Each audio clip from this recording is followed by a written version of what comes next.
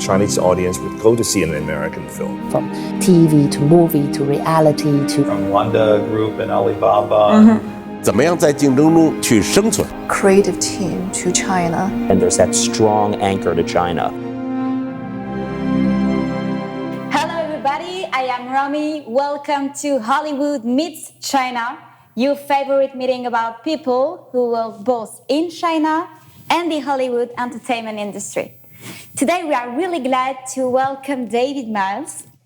David, you worked for 3 years at the ICM agency, one of the leading talent agency, then alongside your father, Michael Uslan, developing many movies and franchises as Batman, Constantine, also Lego the movie. You are also the executive producer of the Emmy-nominated animated series Sabrina, Secrets of a Teenage Witch. Briefly, could you tell us more about your background and how did you end up in the entertainment industry? Well, I have been in this business literally since the day I've been born, for the most part. My father has been in this business for well over 40 years as an entertainment attorney, but most importantly as a producer. My father actually started in the comic book business back in the 1960s as a young intern, because comic books were what he was passionate about in life. That's what made him who he is. And he's passed that down to me. So, you know, we come from a very geeky family, as we like to say, that runs generations deep.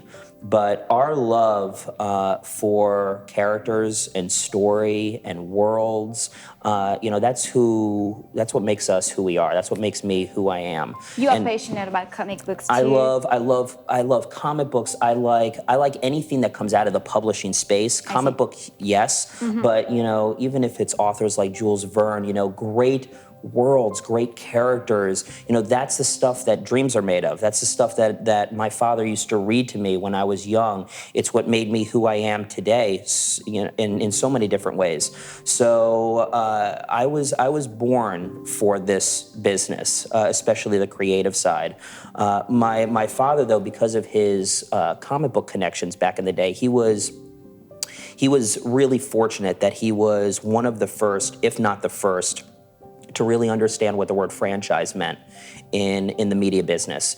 You know, Batman, the 1989 Batman movie, was really the first of its kind, the first real, again, in my opinion, true global franchise, where you not only looked at the film, but you looked at everything that supported that film, from merchandising to gaming to, you know, from publishing, the publishing side. It was supported the way that these types of brands need to be supported, and he was one of the first to really understand that and identify it. And he also, you know, got in this business at a time where nobody really understood the power of the characters that came out of the comic book world. Nobody understood their value, and because of that, he was able to get in there at a time where all of this great IP was underappreciated, and he started to acquire it, and he started to really start to focus in on how big these IP could become, and whether it was Carmen Sandiego that he won the Emmy Award for, or the Swamp Thing movies, or Constantine, or the National Treasure movie, or whatever it was all about building franchises. And when I was born when my father was shooting the first Swamp Thing movie, which is another great DC comic book character.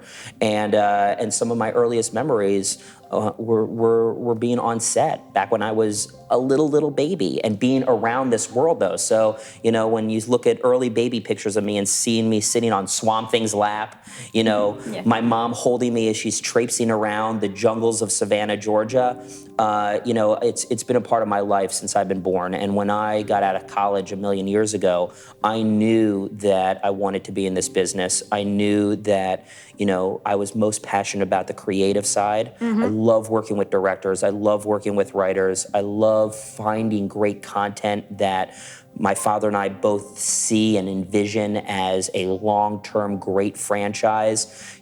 That's what makes me the most happy. And over the last couple years, our focus has changed on where we're finding that type of content.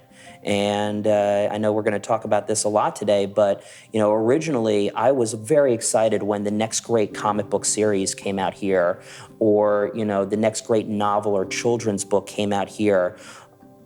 But when content comes out in the US and in North America, the numbers now are small. Considering the numbers that are generated from overseas in markets like China, South Korea, Southeast Asia. I see. And with some of their books and graphic novels and webtoons, you have millions and millions and millions of fans. And for our business, we need to be working in and tapping into the biggest and greatest fan bases in the world. And that's just one of the many reasons why we have prioritized China over the last 5-6 years now, because again, that's where I'm finding the greatest, craziest fan bases on the planet right now that I love being around, tapping into, and pinpointing.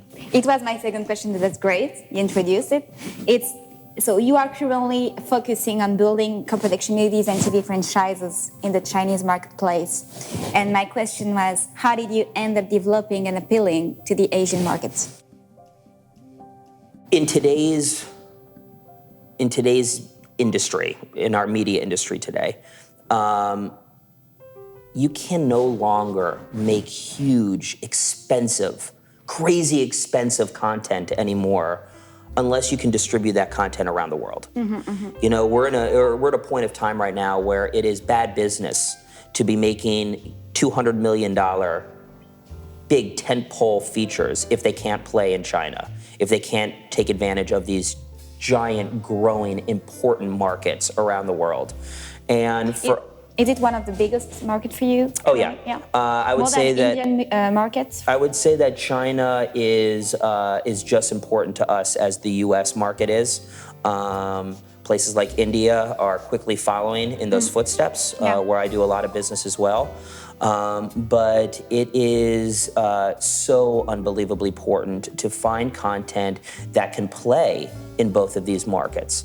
So over the last couple of years, and it's almost been like going back to graduate school for me, I've had to learn about the types of content that work over there. I had to learn about the censorship laws and issues and how to find content that can get around some of those censorship laws that end up stopping a lot of other content from getting produced and distributed in China.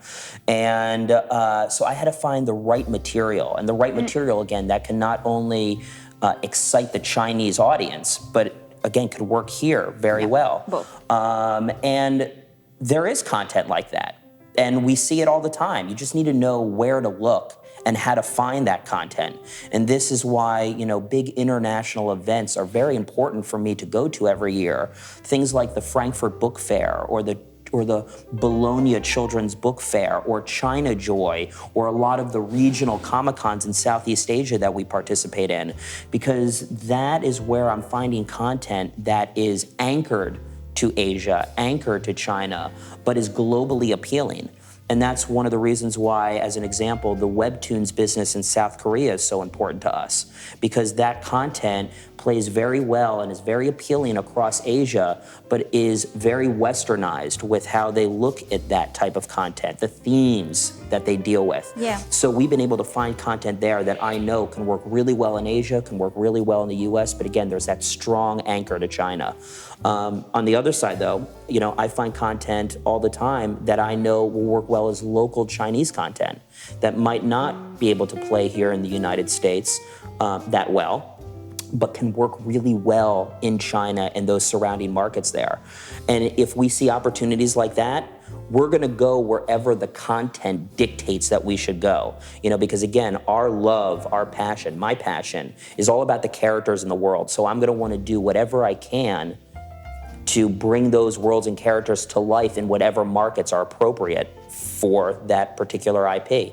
So if I find something that I think will work great as an animated feature in China that might have very little play here, I'm still gonna pursue it, because obviously they have the huge fan bases there, they have a huge market there, and it can thrive on its own just in that market alone.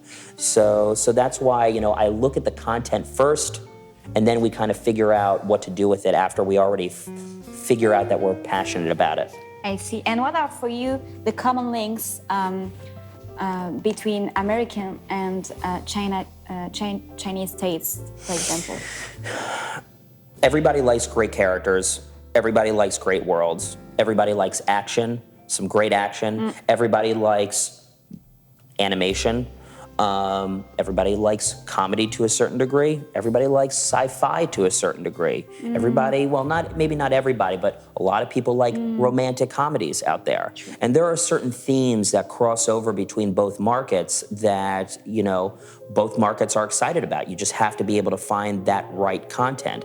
I love finding, IP that has characters from both countries, from both markets that come together and play, can play with each other within a film or a TV show or whatever. But having characters from both markets, locations are important, cultural and social themes are important as well. And again, sometimes some of the stuff will only work in a particular market. Sometimes you'll find something that's just the right, perfect IP that can exist between both markets. Right now, we are in the process of developing a big animated feature of ours that's based on a big Simon & Schuster kids book. That this book takes place in both China and Western Europe. And it's a great fantasy IP, a big children's book. There'll be announcements coming soon on this. But again, I looked at this material and instinctively, from the moment I saw it, I knew that this could work really, really well between both markets. I see. Where did you discover it? That book I actually discovered at San Diego Comic-Con a couple years ago, which is one of the very important events, not only to find IP, but to promote your content, especially if it falls in that geeky world that I live in. But I found that at Comic-Con with a friend of mine who's my producing partner and director for that movie, who is a prominent animation director. And he saw it for the first time as well, took one look at it, and he knew that this could work really, really well between both markets. There's other content, though, that we found where it does take a little bit of tweaking and a little bit of rejiggling certain things to make them work in both markets, which, if it's the right content, if it's okay to do that with, if we're not adhering to 60 years or 70 years or more of history like we do with our Batman projects and other historic IP, if we're dealing with some new stuff where we can change things around and make it work better, then absolutely. We try to customize our content however we can to make sure that it can tap into the biggest global fan bases that we can. I see. And to board this kind of projects, how did you build your relations with Chinese collaborators or agents? Well, it's a long and interesting story, but the most important part of that question is the time that it took for us to bridge both of these worlds and start to develop the true long-term intimate relationships that we needed in China to help us take advantage of that business, figure out who were the right people to be collaborative with, that understood our business, who understood the creative side, who can help us get over the hurdles and roadblocks that you deal with every day dealing with co-productions. Both of these markets, both of these countries, although they are very similar in so many ways, they're still very different in so many ways, especially culturally. And we needed to find the right partners there that we knew could work with us and have the type of intimate relationship with us that when one of those hurdles came at us, when one of those roadblocks popped up, we can work together hand in hand and figure out the effective way how to get over that and continue to move forward in a positive way. So I'm coming up on 6 years that I've been spending almost half of my time in China. And for the first 2 years that I was going over there, and I was going over there at 4-week, 6-week periods of time. Wow. Each time. And for the first 2 years, it was all about relationships. It wasn't about pitching a project. It wasn't about asking for money. It was being taken by the hand by two very close friends of our family who are very influential filmmakers in Asia, and having all of these doors open for us and all of these personal, intimate connections made. But it took time to develop those relationships. It took time to figure out who were the right people to be in business with? Who did we feel that we were most spiritually connected to? Yeah. That we were going to have a great time working with?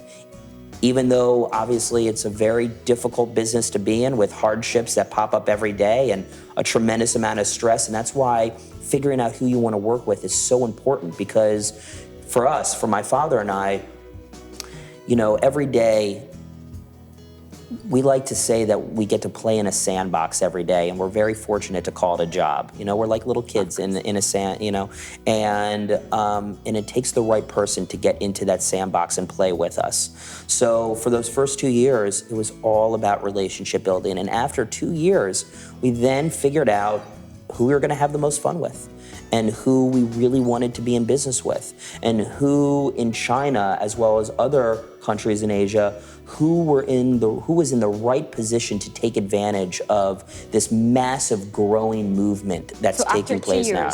After 2 years. Traveling and going all that. Finally, after 2 years, we started to decide who we wanted to partner with on certain projects, who we wanted to be in business with more long-term, who our strategic ancillary partnerships were going to be in areas of mobile gaming and virtual reality and augmented reality and traditional publishing in those markets. It took a long, long time. Of course. And finally, though, after 2 years, we started to actually pinpoint our partnerships. Then we had to go through the whole process of negotiating what those relationships were like, which obviously take a huge amount of time.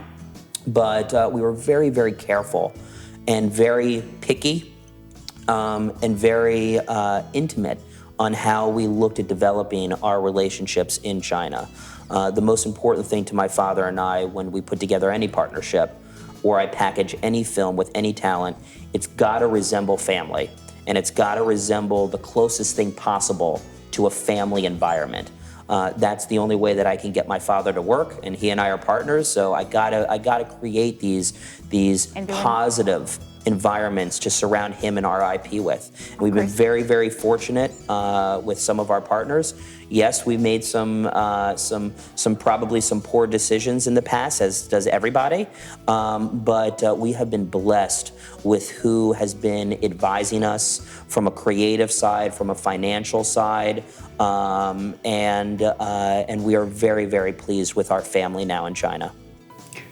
And what are for you the biggest differences between US and Chinese production processes? There's a lot of differences. You know, the way that we look at the development process here is very different than the way that most Chinese media companies look at the development process in China. Because in China, there is a very small development process, if any. You know, things are written, packaged, and go into production sometimes before you can even blink your eyes. Okay.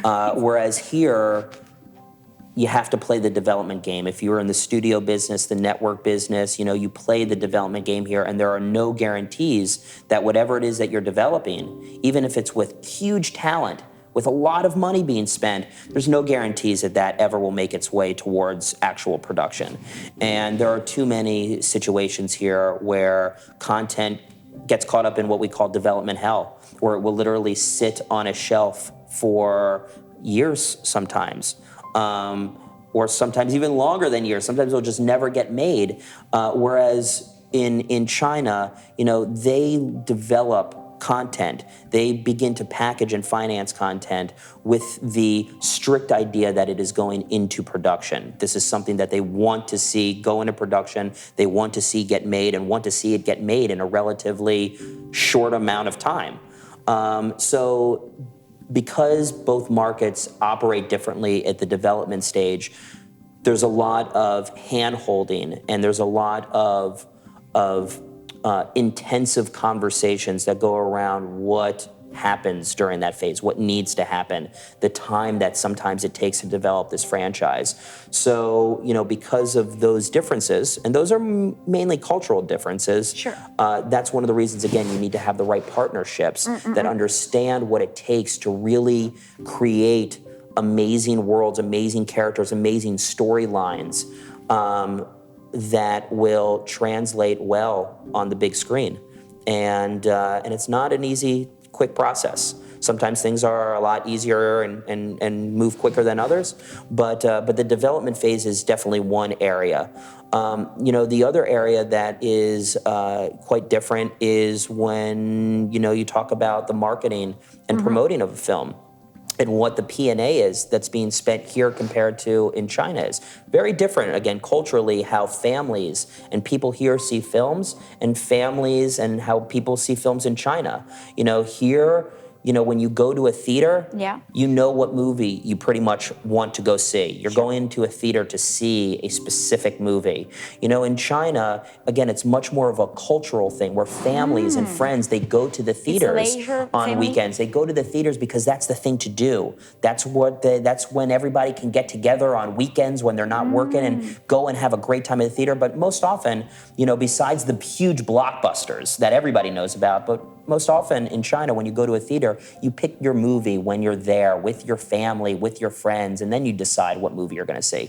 And that's why the P&A that's spent on films in China is very, very small compared to the US. So again, just a different cultural way to look at things, but the goal is still the same, which is to make the most enticing, exciting content that pops off the posters when you walk into a theater or when you see a billboard, that just wants to get you into that theater. But that's also why, again, in places like China, areas like mobile gaming are so important to the creation of any franchise. The mobile gaming business in China this year is a $25.5 billion business. That is the highest, fastest growing monumental area of the media industry worldwide, I believe. And here, the mobile gaming and gaming industry, even though it is a major profit center, so much smaller than it is in China. And is it one of your goals to produce a franchise? Absolutely. So, at the heart of our IP, when we are developing our IP, we have a film at its heart and a China mobile game at its heart.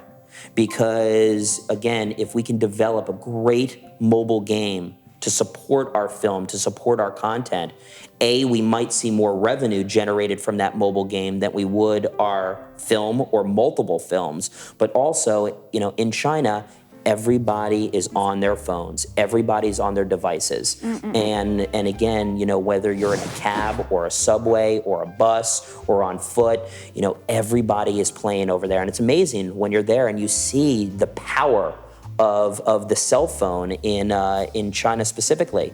But if you play your cards right, if you develop your mobile game the right way, high quality, do it well in advance of the movie coming out so you have the time and the runway to create a high quality game that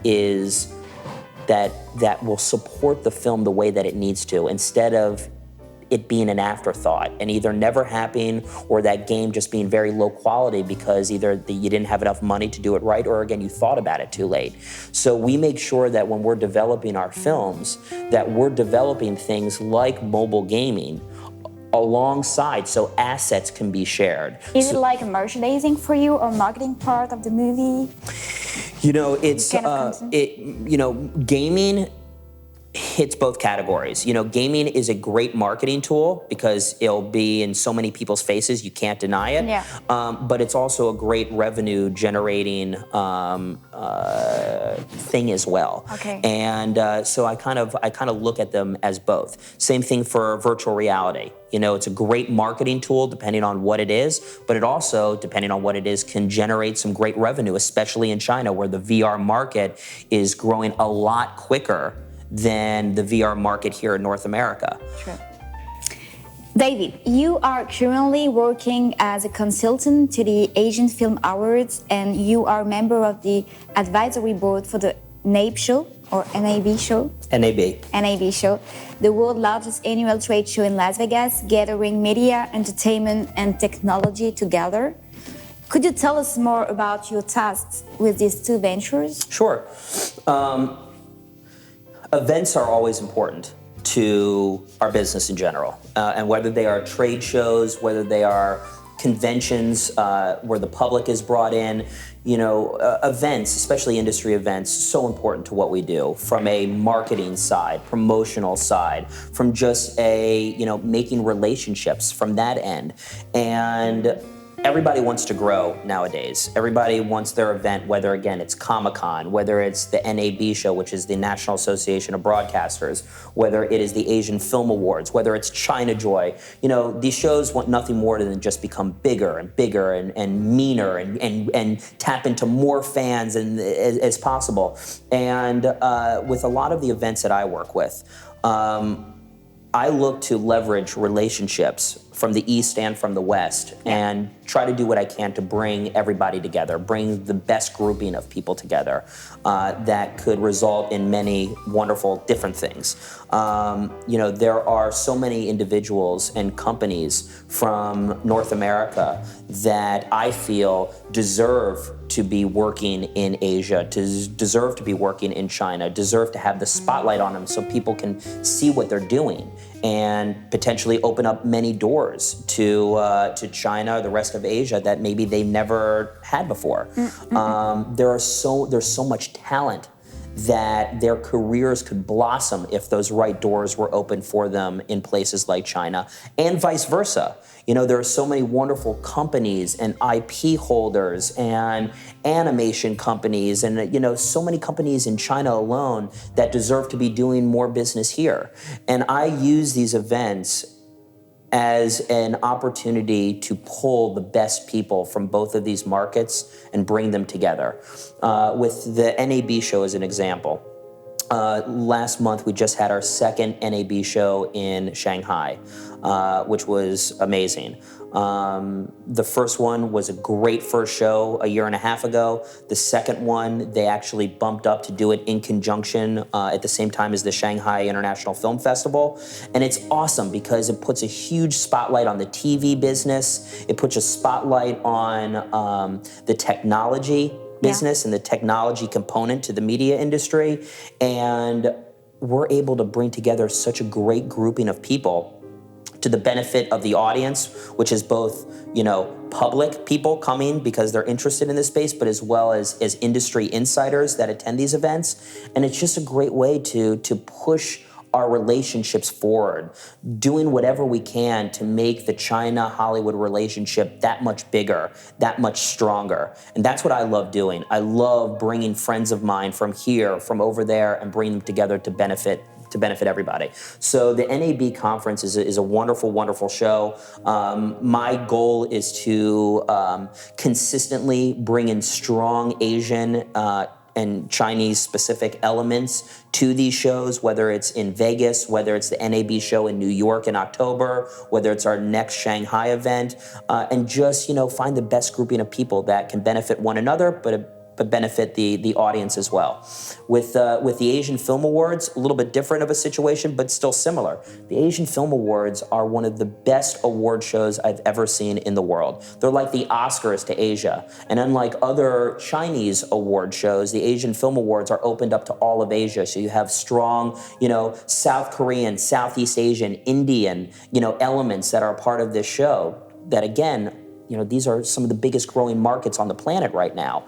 And at the Asian Film Awards, not only do they have one of the most remarkable red carpets ever, a red carpet where sometimes it lasts 3-4 hours long with the amount of celebrities and everything coming and appearing at this show. But, a show like that, it's my goal, again, to bring great talent from here to come over there, to walk the red carpets, to present at the award shows, to help extend their brands in Asia by being there in a physical way. These shows also are becoming so big and so powerful. And again, the China market is so strong and prominent that there could be international broadcast opportunities for some of these events that nobody's really ever thought about. The Asian Film Awards, in my opinion, should be awards that everybody across the world are tuning into, just like the Oscars, or just like the Golden Globes. And I believe that those shows deserve that type of attention and recognition.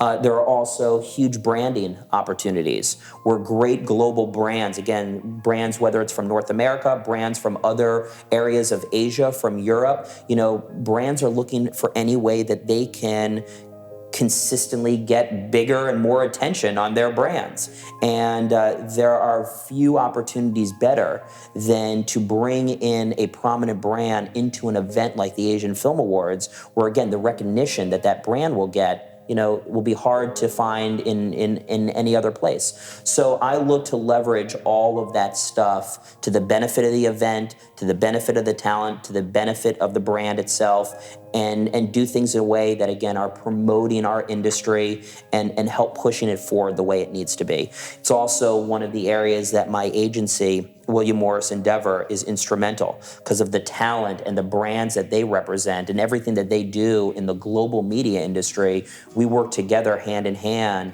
to access those opportunities that WME could bring to the table, and again, help do this all hand in hand with one another. So the consulting business, the advising business of myself, my father, super important. And again, it's not about money. It's not about personal recognition. It's about doing whatever we can to push this business forward, to bring the best people that we know that operate in both markets together, and hopefully see beautiful things that come out of it.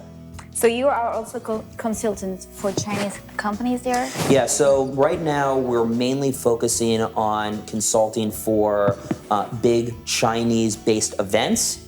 And I'm also very focused on consulting for Chinese mobile gaming companies that, again, are looking to do their own thing with their own IP, or they're looking to license big content and brands from the US and build their own mobile game, their own thing in China.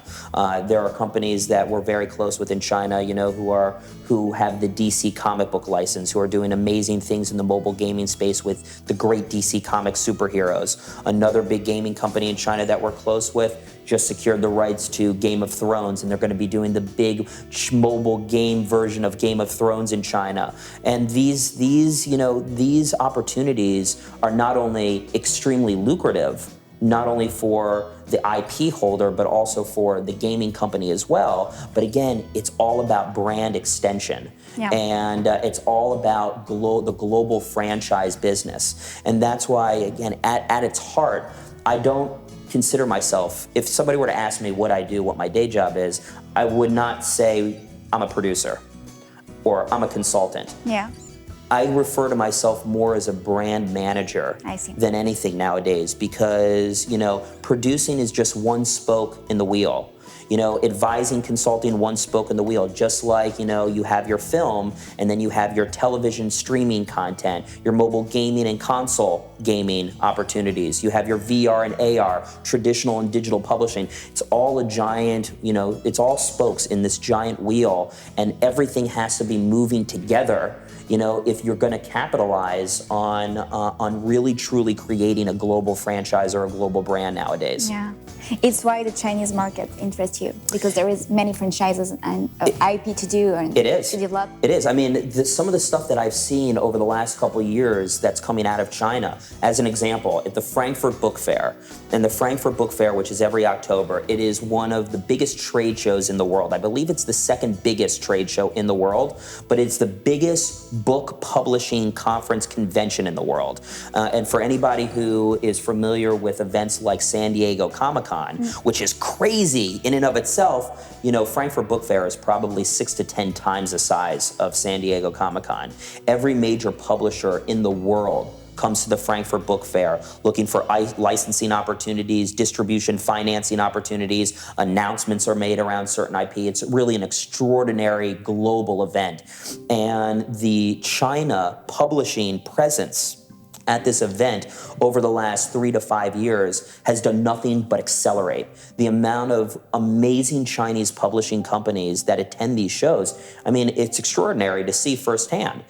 Because again, I'm very used to seeing what comes out here domestically and all the great comic books and whatnot that are here. But, over the last couple of years, the focus has shifted to international. And last year at the Frankfurt Book Fair, I saw more Chinese illustrated children's books that I thought could become global franchises that I ever would have imagined.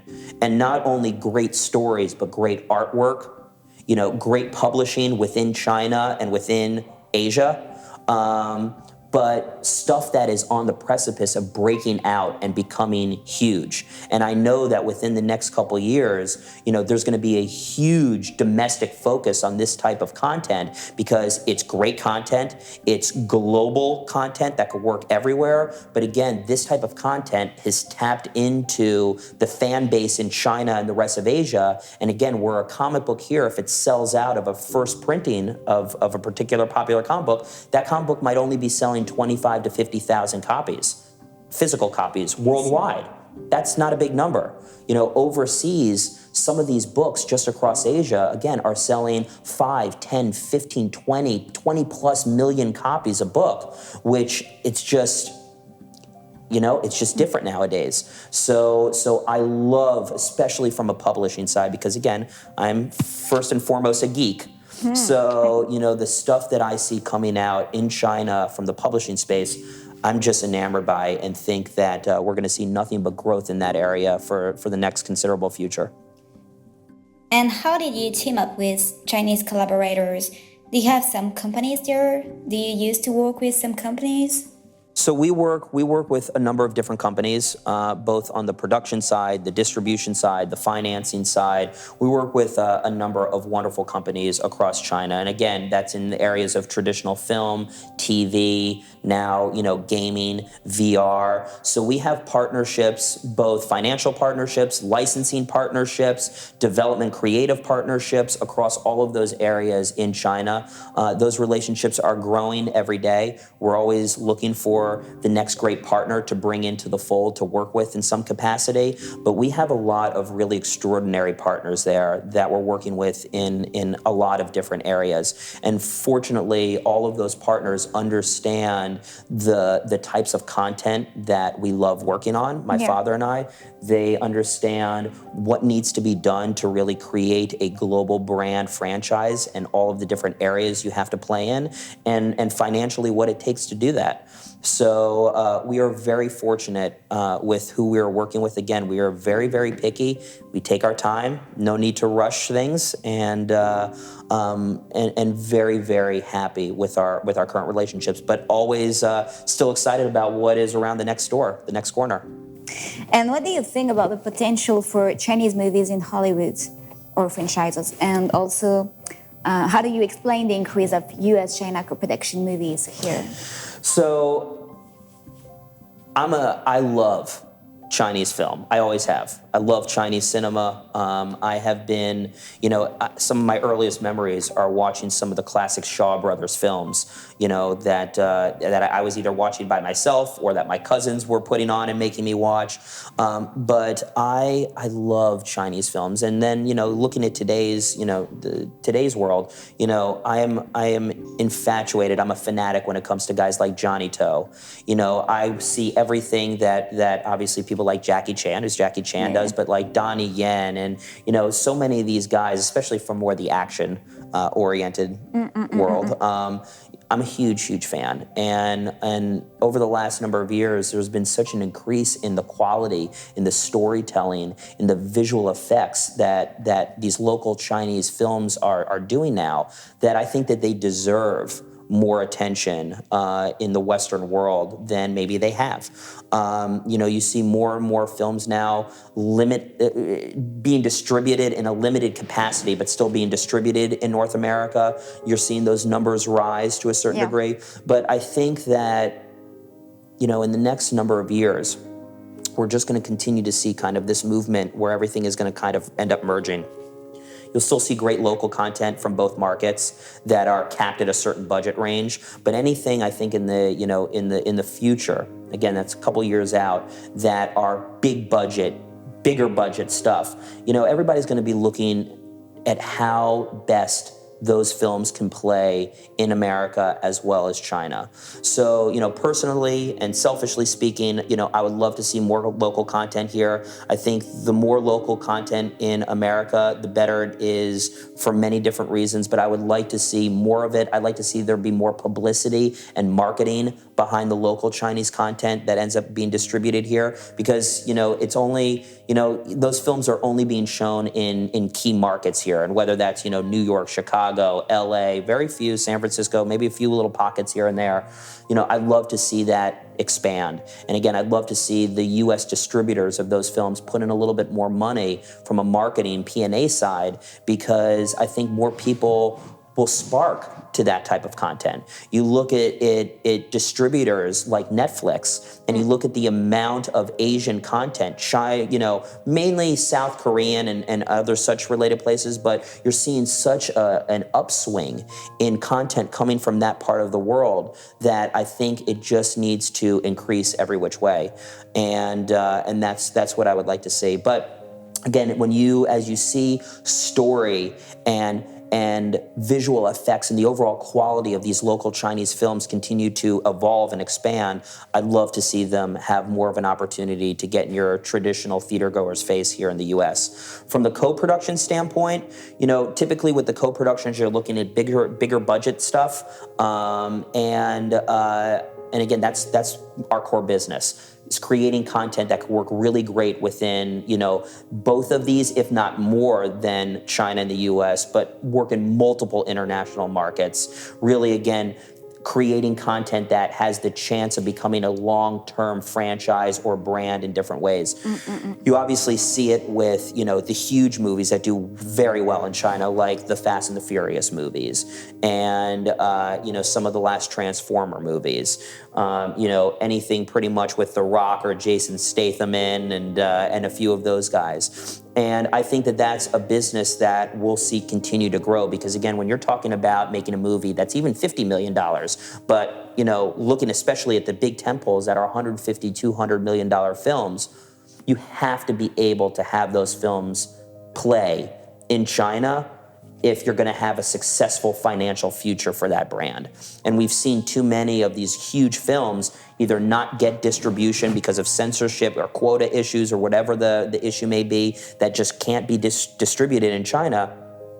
And it's just a mistake for the most part, because they're leaving so much of the world on the table. They're leaving so much money on the table that, again, not only from the traditional film side, but from the gaming side, from all these other ancillary sides, that, why leave all that money on the table? Why create content, global content, though, that can't play in, right now the second biggest market in the world, which will soon become the biggest market in the world. So I would love to see co-productions expand. I'd love to see the right type of co-productions expand, content that could really, again, resonate within both markets, something that really has that strong anchor to China, like so much of these bigger films need to be.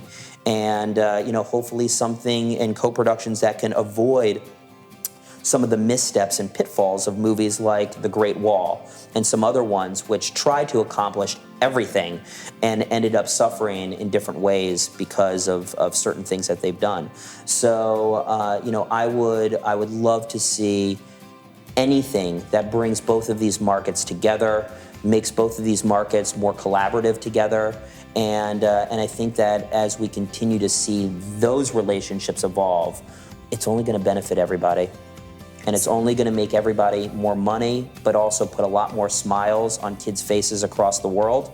And, and eventually, create content where my little 2-year-old daughter will appreciate the stuff that her father and her grandfather are producing, and that's what I want to see.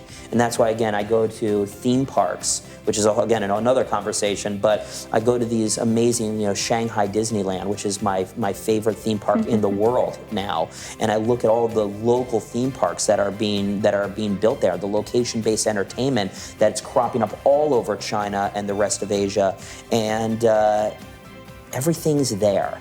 Everything just needs to be taken advantage of in the right, thoughtful way. And it's already been done a handful of times, but I think, again, as both of these markets mature and evolve a little bit more, we're just going to see some great co-productions in our near future. So you're really optimistic about it. That's great. I mean, listen, in the grand sense, in the long-term sense, I am very optimistic, because eventually you're going to get to a point where both markets have to work side by side together to optimize the amount of global revenue that these big brands and franchises need to make in order to sustain one another. But there's always going to be roadblocks. There's always going to be bumps in the road. There's always going to be cultural issues that are going to need to be figured out sooner rather than later as you deal with them. And but I think as our world becomes more global, I think as our different countries come together in so many different ways, even outside of media, that eventually you're going to see them come together the way that I dream about both of these markets coming together. That, again, you see in little snippets here or there, but I think we will be there, and I think we'll be there, hopefully sooner rather than later. Thank you very much, David, for sharing your experience with us. And looking forward to our next meeting here at the Millennium Biltmore Hotel in downtown Los Angeles. Thank you for watching Hollywood Meets China. I am Rami. See you next season.